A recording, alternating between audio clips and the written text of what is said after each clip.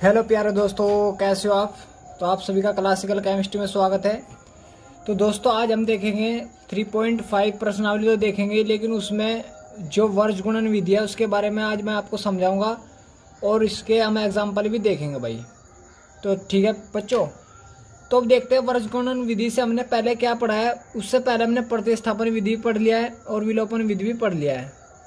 उन दोनों से विधियों से हमने समीकरण को हल करना सीखा है। आज एक और विधि सीखेंगे हम समीकरण को हल करना, एक्स वाई के मान निकालना, वर्ज गुणन विधि। तो देखो जैसे बच्चों हमारे पास समीकरण होती है, किसके रूप की होती है, a1x प्लस के b1y प्लस के c1 बराबर 0। एक समीकरण ये दे देता है वो। दूसरी समीकरण देता है a2x प्लस के b2y प्लस के c2 बराबर 0। दूसरी समीकरण ये देता है। तो वो आपको बोलता है कि x और y के मान निकालो वर्ज गुणन विधि से। तो वर्ज गुणन विधि में क्या होगा, देखो मैं डायरेक्टली नहीं बताऊंगा, मैं आपको इसको सोल्व कराऊंगा इजीली। देखो बच्चों मैंने आपको बताया था एक्स वाई के मान निकालने हैं, तो वर्ज गुणन विधि से हम देखो डायरेक्ट देता है वो मान, लेकिन हम डायरेक्ट नहीं करेंगे, हम इसको प्रूफ कराऊंगा मैं आपको। मैंने आपको विलोपन विधि करा था। विलोपन विधि में क्या करना होता है, किसी पद को बराबर करना होता है, किसी पद को समान करना होता है। तो मैं यहाँ पर भी ऐसे ही करूँगा, किसी पद को समान कर दूंगा, एक पद को इक्वल कर दूंगा। उस पद को इक्वल करने के बाद में मैं कर सकता हूँ कि वो ऐसे हो सकते हैं। ठीक है प्यारे दोस्तों, तो चलो अपना स्टार्ट करते हैं।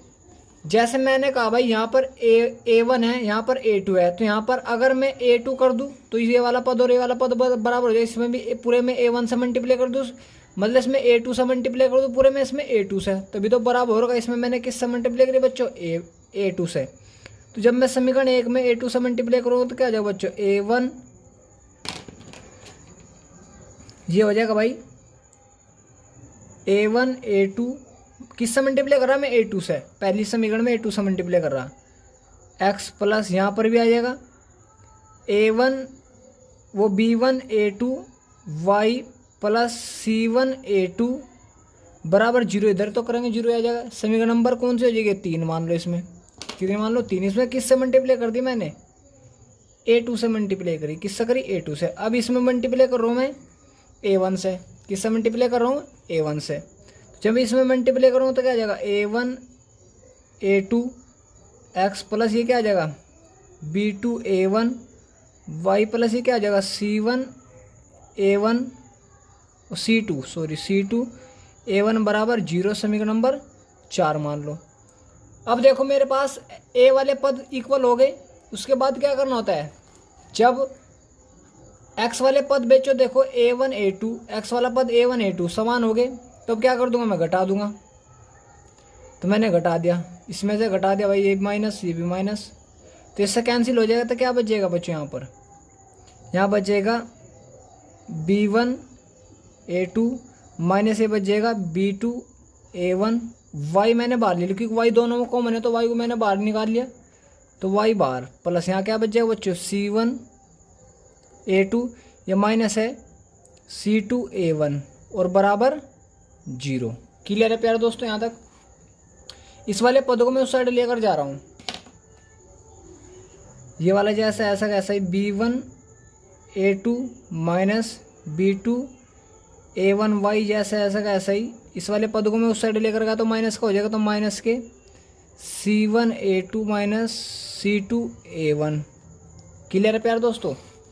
इस जो ये वाला पूरा पद है इसको बटे हम पूछा दो, तो y बराबर क्या आ जाएगा हमारे पास, इस माइनस को अंदर पूछा दूँ, तो जब माइनस अंदर जाएगा तो यहाँ पर क्या लिख दूँ मैं, इसको एडजस्ट करके लिख देता हूँ a1 c2 minus a2 c1 बटे में जो ये वाला पद है इसको बटे में पूछा दिया मैंने b1 a2 माइनस इसको b2 a1। क्लियर है प्यारे दोस्तों। तो ये किसका मान आया हमारे पास, y का मान आ गया। किसका मान आ गया, y का मान आ गया। तो ये वर्ज गुणन विधि से वो डायरेक्टली बोलता है कि y का मान ये होता है, लेकिन मैंने आपको प्रूफ करके दिखा दिया। y का मान क्या हो जाएगा बच्चे, a1 c2 minus a2 c1 बटे b1 a2 minus b2 a1। Clear है। अब इसी प्रकार मैं किसका मान निकालूंगा, एक्स का मान निकालूंगा। मेरे पास ही किसका मान है, ओनली वाई का मान है। अब मैं किसका निकाल लेता हूँ, एक्स का मान निकाल लेता हूँ। ठीक है, तो अब देखो एक्स का मान निकालने के लिए मुझे वाई वाला पद खत्म करना होगा।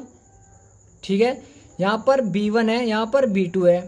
तो अगर ऊपरले वाली समीकरण में मैं b2 से मल्टीप्लाई कर दूँ और नीचे वाली समीकरण में मैं b1 से मल्टीप्लाई कर दूँ तो ये वाला पद और ये वाला पद बराबर हो जाएगा।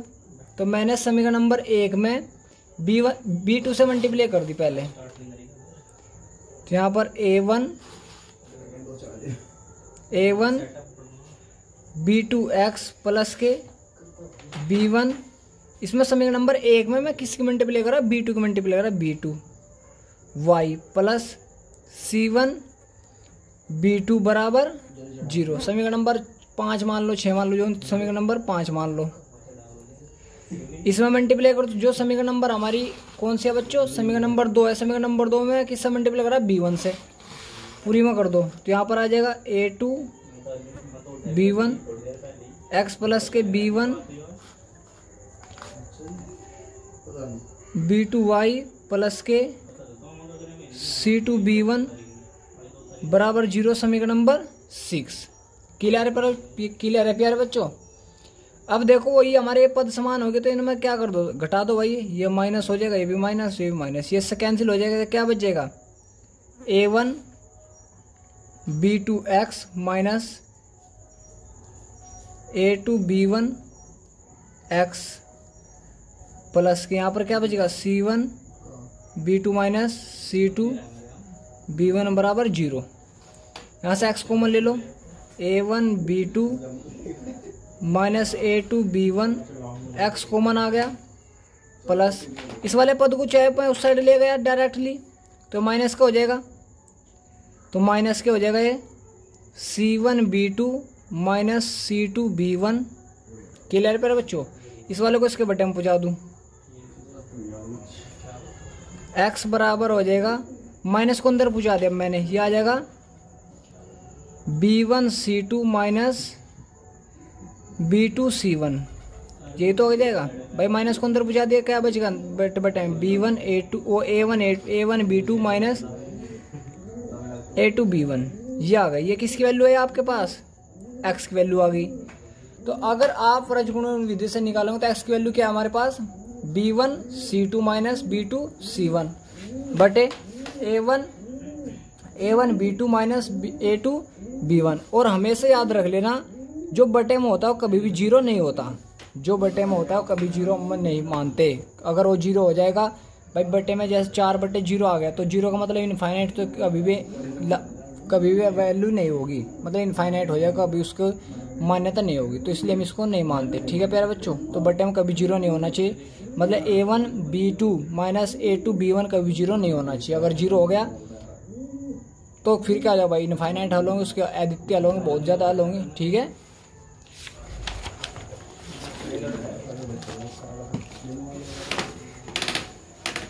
तो देखो भाई केस ये भाई केस फर्स्ट है, जो आपका a1 b2 minus a2 b1 बराबर कभी 0 नहीं होना चाहिए। और अगर ये नहीं 0 होगा तो इसका मतलब क्या भाई, इसे मैं उस साइड लेकर जा रहा, a1 b2 बराबर नहीं है a2 b1 के, और इसके बटे में क्या आ जाएगा बच्चे, a1 बटे a2 बराबर नहीं होना चाहिए b1 बटे b2। ये हो गया। तो अब मैंने पीछे भी आपको समझाया था, a1 बराबर नहीं होना, a1 बटे a2 बराबर नहीं होना चाहिए b1 b2 के। तो कौन से हल होते हैं बच्चों, अद्वितीय, सिर्फ एक हल होता है अद्वितीय हल। कितने हल होते हैं बच्चों, एक हल होता है ओनली। और अगर ये बराबर हो जाए भाई, केस सेकंड है भाई, case second, a1 b2 minus a2 b1 बराबर अगर हो जाए भाई, तो बराबर कर दो भाई, a1 b2 बराबर ले जाओ उस साइड a2 b1। क्लियर पर बच्चों। तो a1 बटे a2 आ जाएगा और b1 बटे b2। ये कंडीशन कब थी हमारे पास भाई, बराबर हो जा, अगर मैं C1 वाले को देख लूँ, मतलब ऊपरले वाला पद, चलो उसकी बाद में बात करूंगा। ऊपरले वाला पद क्या आया था, देखो जैसे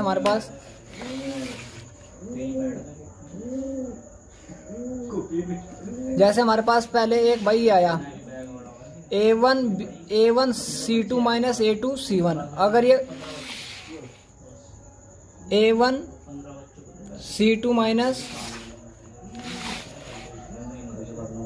A2 C1 बराबर अगर हो जाए 0 के, तो तब कंडीशन कैसी होगी, तो A1 C2 बराबर A2 C1, इसका A1 बटे A2 ले लूँ, बराबर ले लूँ भाई C1 बटे C2 ले लिया बच्चों मैंने। क्लियर है भाई दोस्तों यहाँ तक? भाई यहाँ तो देखो A1 बटे A2 बराबर है B1 बटे B2 को, तो बराबर है किसके हो जाएगा बच्चों, B1 बटे B2 के भी हो जाएगा। भाई इसका मतलब क्या है, A1 बटे A2 बराबर हो जाएगा B1 बटे B2 बराबर हो जाएगा C1 बटे C2 के। ये कंडीशन कब होगी, जब इसके बराबर हमने 0 मानकर चला भाई ऊपर वाले पद के। तो कौन सा वो होता है समांतर में भाई, ये हमने पीछे कर रखा है, पीछे में डायरेक्ट पढ़ा था, लेकिन इससे सीधे होते हैं, ठीक है। और अगर मैं A1 C2 minus A2 C1 बराबर नहीं करूँ 0 के, तो कौन सा होता है, इसको साइड लेगा तो A1 बटे A2 बराबर नहीं होना चाहिए C1 बटे C2 के। यही तो भाई, ये तो भाई क्लियर है तुम्हारा। तो A1 बटे A2 नहीं होनी चाहिए C1 बटे C2 के, तो मतलब B1 बटे B2 नहीं होनी चाहिए C1 बटे C2 के। ये भी तो कंडीशन है भाई जब हमने पढ़ा अभी कि A1 बटे A2 बराबर है B1 बटे B2 को, तो A1 बटे A2 की जगह क्या रख दो भाई, B1 बटे B2 रख दूँ मैं, कोई प्रॉब्लम नहीं भाई आपको। तो B1 अपन B2 रख दिया मैंने। अब ये देखो B1 बटे B2, भाई A1 बटे A2 था बराबर नहीं था C1 बटे C2 जब हमने 0 नहीं माना, तो B1 बटे B2 बराबर नहीं है C1 बटे C2 को। तो इसका मतलब क्या है, A1 भाई हमने यहाँ पर रखा, अगर हम ये ले ले तब 0 थे तो समांतर A1 बटे A2, ये तो बराबर हो रहे भाई B1 बटे B2 के, लेकिन ये C1 बटे C2 के बराबर नहीं, तो कौन सी कंडीशन थी भाई, ये संपाती थी भाई, समांतर थी। बताना भाई कौन सी कंडीशन थी, संपाती थी समांतर थी, तुम बताओ। पीछे वाली संपाती थी या समांतर थी, ये कौन सी थी भाई, बता दो यार मुझे एक बार, बताओ भाई कौन सी कंडीशन थी, बताओ देख कर बताओ, चलो एक बार बताओ भाई, सोच कर बताओ यार। ए भाई बच्चों कौन सी थी, समांतर नहीं संपाती थी भाई, ये वाली जब बराबर हो जाता है तो कौन सी, संपाती, ठीक है। और ये कौन सी होती है, समांतर, ये कौन सी होती है, समांतर। क्लियर है? तो A1 बटे यहाँ से क्या हो जाते हैं, सारे प्रूफ हो जाते हैं। तो यहाँ पर इस पर ध्यान देने की कोई जरूरत नहीं है। अब हमारे जो भी वज्रगुणन विधि से x और y के मान निकल कर आया, x का मान क्या निकल कर आया उसको देख लेते हैं भाई। x का मान हमारा क्या निकल कर आया, x का मान निकल कर आया था, अभी मैंने आपको करा भाई, x का मान क्या निकल कर आया था, x का मान B1 C2 minus B2 C1, ये क्या हमारे पास A1 B2 minus A2 B1, ये तो देखो इसमें तो सभी में समान है ये,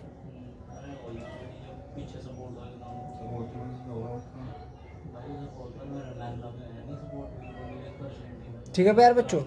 तो क्या है हमारे पास, ये देख लो यहाँ पर ये y का मान है, तो x का मान निकल लेते हैं पहले हम। x का मान हमारे पास B1 C2, x का मान हमारे पास B1 C2 minus B2 C1 बटे में क्या हमारे पास A1 B2 minus B1 A2, ये x का मान है हमारे पास। y का मान हमारे पास क्या है, A1 C2 minus A2 C1, y का मान है हमारे पास A1 C2 A2 C1 बटे में हमारा क्या है भाई B1 A2 माइनस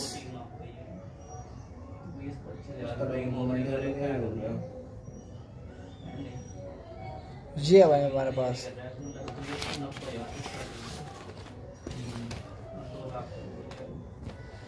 सेम ही होगा वैसे तो भाई, ये वर्ग गुणन विधि से हमारा सेम ही आता है भाई ये।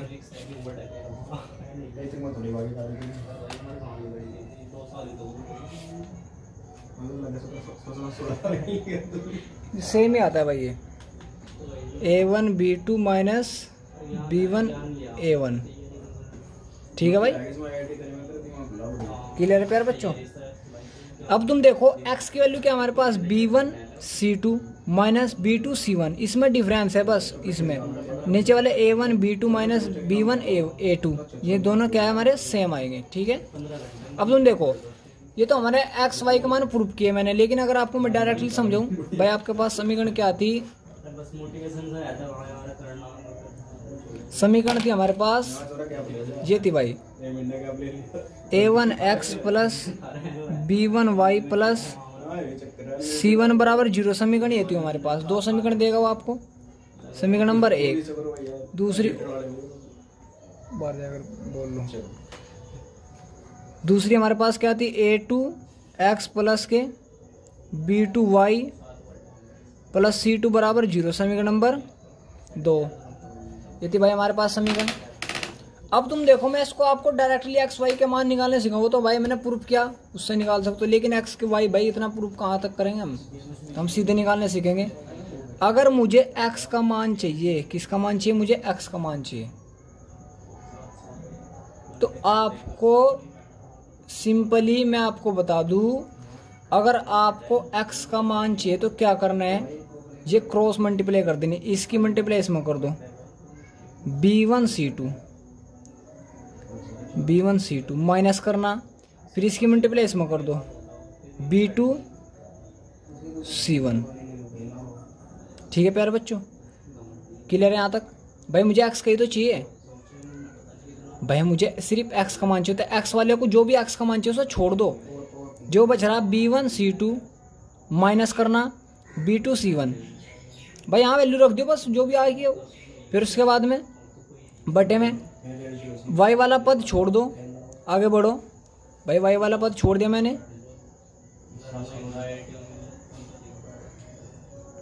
हाँ मतलब ये वाला तो हो गया भाई, y वाला पद तो हो गया, छोड़ना नहीं मतलब y वाला पद तो हो गया। अब क्या करना भाई, जब इसकी मल्टीप्लाई तो होगी, अब इसकी करो भाई, इसकी कर दो मल्टीप्लाई C1, इसकी देखो इसकी मल्टीप्लाई कर दो ना भाई, सॉरी अब इसका तो भाई यहाँ तक हो गया। अब इस पे चलो भाई, A1 B2 माइनस A2 भाई, इसकी मल्टीप्लाई कर दो अब इसकी, A1 B2 minus A2 B1 ये कर दो। इस प्रकार आप क्या निकाल सकते हो, एक्स का मान निकाल सकते हो भाई। इसी प्रकार वाई का मान भाई, वाई का मान कैसे निकलेगा, वाई वाला पद छोड़ दो, A1 C2 minus A2 C1 और सिंपल ही कर दो नीचे में A1 B2 माइनस B2 वो A2 B1, इस प्रकार कर दो। एक बार और समझो भाई, आपको कैसे करना देखो भाई, एक बार और समझो भाई। आपके पास समीकरण दे देगा, आपको दो समीकरण देगा, मुझे नहीं पता कौन समीकरण देगा। मैंने मान लिया A1x plus B1y plus C1 बराबर 0। समीकरण नंबर ये दे दी, A2x प्लस के B2y प्लस के C2 बराबर 0। समीकरण नंबर 1 मान ली मैंने। समीकरण नंबर 2, आपको अगर x का मान चाहिए तो x का मान निकाल लो भाई, x वाले पद को छोड़ दो पहले, इसकी मल्टीप्लाई B1 C2 में, B1 C2 माइनस इसकी मल्टीप्लाई इसमें B2 C1 बटे में, इन पर फिर कुछ नहीं करना, इसका करना A1 B2 माइनस इसकी मल्टीप्लाई इसमें A2 B1। इस प्रकार आप क्या निकाल सकते हो, एक्स की वैल्यू निकाल सकते हो। अगर मुझे वाई की वैल्यू चाहिए भाई, वाई की वैल्यू भी इस प्रकार निकले भाई, वाई वाले को छोड़ दो, वाई वाले पद को छोड़ दो, A1 C2 माइनस इसकी मल्टीप्लाई इसमें C1 या A2 C1 बटे में जो आपका ये है बस इसका कर दो बस सीधी multiple A1 B2 A2 B1 minus करके A1 B2 minus A2 B1। तो ये हो जाएगा, आप एक्स वाई और वाई के मान निकाल सकते हो। एक बार और दिखा देता हूँ भाई किस प्रकार निकालना है आपको। आपके पास वो समीकरण दे देगा A1x प्लस के B1y C1 बराबर 0, A2x प्लस के B2y प्लस C2 बराबर 0। ये आ गया भाई। मैं आपको जो भी x का कोफिशिएंट y का कोफिशिएंट c के जो भी है इनको अलग लिख दो। A1 यहाँ पर लिख दिया, A2 यहाँ पर लिख दिया, B1 यहाँ पर लिख दिया, B2 यहाँ पर लिख दिया, C1 यहाँ पर लिख दिया, C2 यहाँ पर लिख। साइन सही था, अगर माइनस आएगा तो माइनस लगाना उनके सामने, प्लस आएगा तो प्लस लगाना। ठीक है प्यारे बच्चों, मुझे x की वैल्यू चाहिए। ये वाला पद छोड़ दो, इसकी मल्टीप्लेस में कर दो, इसकी माइनस कर दो इसमें, तो B1 C2 माइनस की मल्टीप्लेस में कर दो भाई B2 C1 बटे, अब इसकी मल्टीप्लेस में करो A1 B2, इसकी मल्टीप्लेस में कर दो A1 B2 minus A2 B1। ये तो हमेशा रहेगा, हमेशा इसलिए तो पद। तो x की वैल्यू ये आ गई। y की वैल्यू चाहिए तुम्हें, y की किस प्रकार निकलेगा भाई, y की निकालने के लिए भाई A1 C2 इसकी मल्टीप्लेस में करो बस, इस वाले को छोड़ देंगे फिर हम A1 C2 minus A2 C1 बटे, बस वही बटे में A1 B2 minus A2 B1। इस प्रकार आप क्या निकाल सकते हो, x और y के मान निकाल सकते हो। एक एग्जांपल मैं आपको करके दिखा देता हूँ भाई। जैसे भाई ये है, आपके पास है भाई 4x प्लस के 5y प्लस के 6 बराबर 0। समीकरण नंबर 1 है 6x प्लस के 7y प्लस के 8 बराबर 0। समीकरण नंबर 2, आपको क्या करना, वर्ज गुणन विधि से बोलता है, वर्ज गुणन विधि से हल कीजिए। वर्ज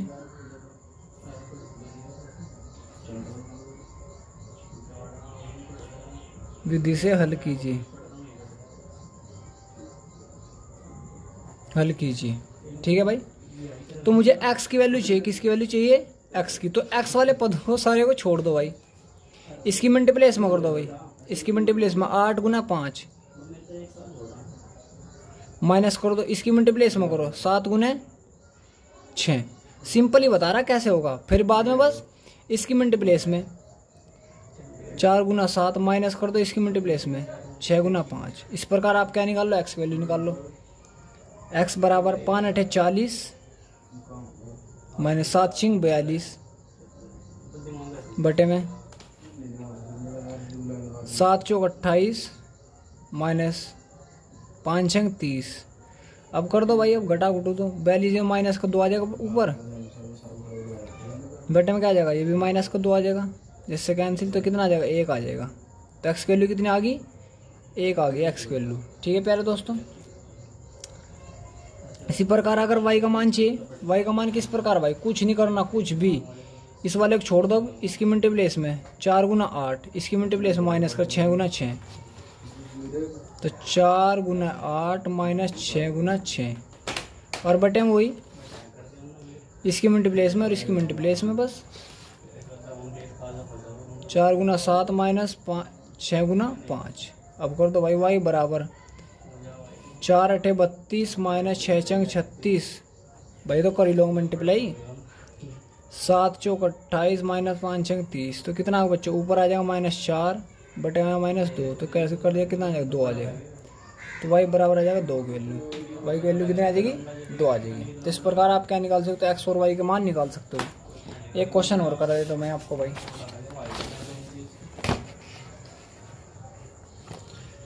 मैंने एक क्वेश्चन दे दिया आपको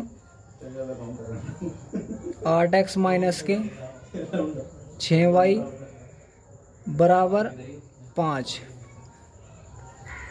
दूसरा समीकरण दे दिया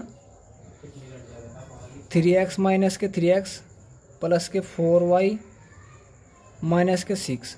अभी तुम्हें कभी भी कुछ नहीं, एकदम नहीं मानना जीरो, कभी भी सबसे पहले जीरो के बराबर करना, तभी आपको समीकरण मानना। इसको भी जीरो के बराबर कर दो, तो 8x प्लस माइनस के 6y, ये माइनस हो जाएगा 5 बराबर 0।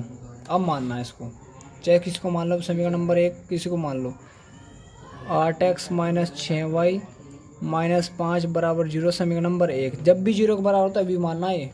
दूसरा हमारे पास समीकरण क्या था, माइनस के 3x प्लस के 4y माइनस 6 बराबर 0 समीकरण नंबर 2। अब मुझे किसकी वैल्यू चाहिए, x की वैल्यू चाहिए। x की वैल्यू चाहिए तो मैंने आपको बताया x वाला पद छोड़ दो, इसकी मल्टीप्लाई में करो साइन सहित। ये माइनस का 6 तो माइनस का 6 गुना इसकी मल्टीप्लाई इसमें करो माइनस के 6 में ही माइनस हो जाता है भाई, माइनस होता है ना। 4 की गुना 5 में करो 4 गुना, लेकिन ये माइनस के 5 है तो माइनस के 5 बटे में। अब इसकी मल्टीप्लाई इसमें 8 गुना 4 माइनस साइन सहित करनी माइनस के 3 गुना इसकी मल्टीप्लाई इसमें माइनस के 6 में। बताया था कोई प्रॉब्लम है, इसको सोल्व कर दो बस।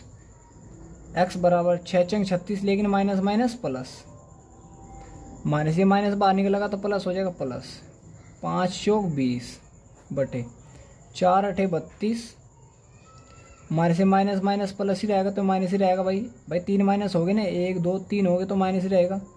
3 चंग 18, तो कर दो भाई x बराबर भाई 36 और 20 है, कितने हो जाएंगे बच्चों, 56 हो जाएंगे बटे कितना आ जाएगा 32 में तो 18 घटाकर कितने बचते हैं 14 बच जाएंगे। 14 चौका 56, तो x की वैल्यू कितनी आ गई भाई 4 आ गई। x की वैल्यू कितनी आ गई 4। इसी प्रकार y की वैल्यू निकाल लो। y की वैल्यू कैसे निकलेगा भाई, मैंने आपको बताया भाई जब भी आपको y की वैल्यू चाहिए तो y वाले पद छोड़ दो, इसकी मल्टीप्लाई इसमें और इसकी मल्टीप्लाई इसमें, और फिर वही a1 b2 a2 b1, इस प्रकार करना बस सिंपल। तो 8 की मल्टीप्लाई 6 में करूँगा भाई मैं। 8 गुना माइनस 6 माइनस भाई ये रहने का हमारे पास, इसकी मल्टीप्लाई इसमें कर दी 8 गुना माइनस 6 माइनस करके 3 गुना माइनस के 5 माइनस के 3 गुना माइनस के 5 बटे में कर दो भाई। इसकी a1 b2 minus a2 b1, a1 b2 a1 की वैल्यू 8 गुना 4 माइनस 3 गुने माइनस 6, y बराबर 6 48 माइनस के वो भी, ये माइनस माइनस प्लस तो ये माइनस ही रहेगा। 3 5 15 बटे 4 8 32, माइनस माइनस एक प्लस रहेगा तो ये माइनस ही रहेगा। 6 6 6 18, तो कितना आ जाएगा बच्चों ऊपर 13 65 63 आ जाएगा। ये कितना आ जाएगा 14 आ जाएगा ये। तो कितना आ जाएगा भाई वो गांठ पीट कर बताओ।